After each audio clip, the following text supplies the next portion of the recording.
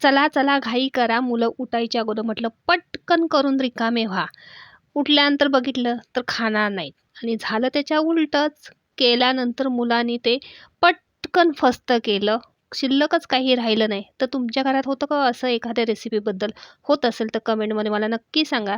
तर चला, आज मी बनवणार आहे नाचणीचा हलवा, की म्हणजेच नाचणीच्या पिठाचा हलवा, म्हणजेच आपल्या रागीच्या पिठाचा हलवा. तर इथे मी ड्रायफ्रुट्स कट करून घेतले, कढईमध्ये तूप टाकलं, त्यात ड्रायफ्रुट्स मस्त असे मी भाजून घेतलेले आहेत. त्याच तुपात मी 1 वाटी नाचणीचं पीठ घातलं, ते सुद्धा खरपूस भाजून घेतलं. एका साईडला मी गुळाचं पाणी गरम करायला ठेवलेलं आहे. त्या नाचणीच्या पिठात मी चवीनुसार मीठ घातलं, वेलची पूड घातली आणि गुळाचं हे पाणी ओतलं आणि मस्त असं पाणी टाकून छान असं परतून घेतलं. पुन्हा त्याच्यामध्ये 1 चमचा मी तूप घातलेलं आहे. झाकण ठेवून 5 ते 7 मिनिटं हा रागीचा हलवा शिजवून घेतलेला आहे. तर चला, तुम्हाला ह्या रागीच्या हलव्याची रेसिपी आवडली असेल तर लाईक शेअर करायला विसरू नका.